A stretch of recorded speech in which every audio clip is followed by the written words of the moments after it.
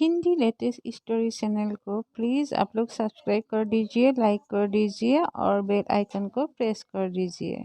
एक गांव में एक साहूकार अपने परिवार के साथ रहता था। परिवार में उसकी पत्नी, एक बेटी और एक बेटा था। शानदार बंगला, नौकर चाकर, गाड़ियां और सब शानो शौकत का सामान था उसके पास। गरीब लोगों को बहुत ज़्यादा सूद यानी ब्याज पर कर्ज देना उसका धंधा था। अक्सर लोग तंगी के दिनों में या किसी त्योहार या ब्याह शादी के मौके पर उस साहूकार से कर्ज ले लेते थे।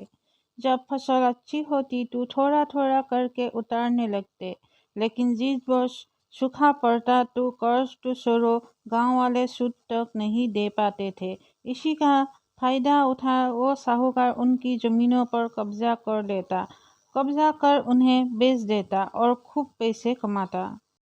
इस धंधे में उसका बेटा भी उसकी मदद करता। दोनों बाप बेटा हर समय किसी न किसी गरीब की जमीन हड़पने की योजना ही बनाते रहते।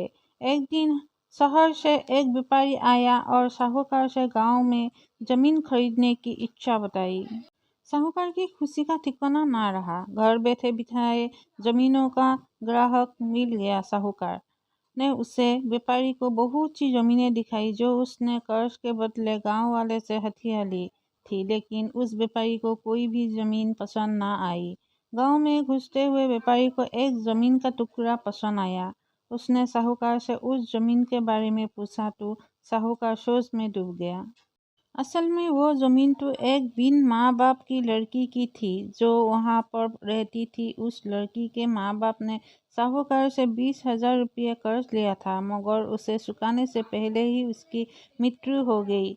बेसहारा लड़की की हालत देख गांव की पंचायत ने साहूकार से उस जमीन पर कब्जा ना करने को कहा।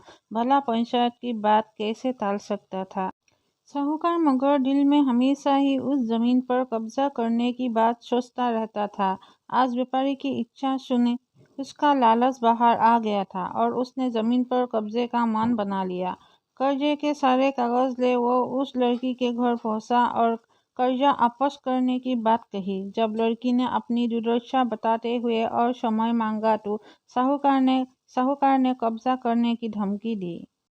कब्जे की धमकी सुन वो लड़की पंचायत के मुखिया के पास गई और उसकी जमीन को बसाने की दुहाई लगाई। सारे गांव में ये बात आग की तरह फैल गई कि साहूकार उस बेसहारा लड़की की जमीन पर कब्जा करने वाला है। यह बात उड़ते उड़ते साहूकार की बेटी के कान में पड़ी।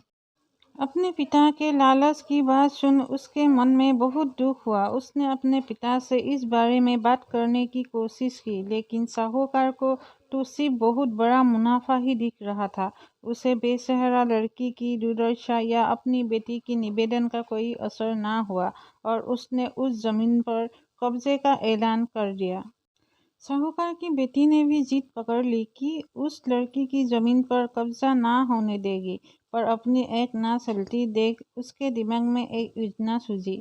अगले दिन सुबह सुबह वो बेसहारा लड़की और उसके साथ 2 लोग साहूकार के घर पहुंचे और कर्ज की 5,000 की किस्त दे दी। साथ में ये भी कहा कि 3-4 महीने में कर्ज के बाकी रुपये भी उन्हें मिल जाएंगे।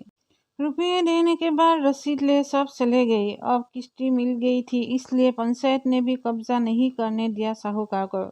बहुत परेशान था साहूकार कि आखिर उस लड़की के पास इतना सारा रुपया कहाँ से आया। कल तक तो वो दाने दाने को तरसती थी और आज 5,000 रुपया दे गई। कुछ भी ना समझ आने पर उसने गांव वाले से भी पूछताछ की, लेकिन कोई भी रुपये के बारे में भी नहीं जानता था। कुछ दिनों बाद वो लड़की फिर 2 गांव वाले के साथ आई और कर्ज की बाकी रकम चुकाकर रसीद और कर्ज के सारे कागज ले ली।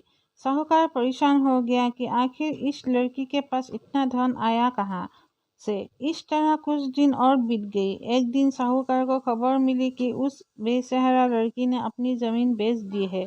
कुछ कर तो सकता नहीं था, लेकिन उत्सुकतावश जाकर देखा तो शक गया। जमीन पर एक बोर्ड लगा था। उस बोर्ड पर जमीन के मालिक का नाम देख साहूकार की मानो सांसों से सांस रुक गई हो। मालिक के नाम के आगे लिखा था उसकी अपनी बेटी और उस लड़की का नाम। वो दौड़ा हुआ घर गया और बेटी से पूछा कि ये क्या तमाशा है।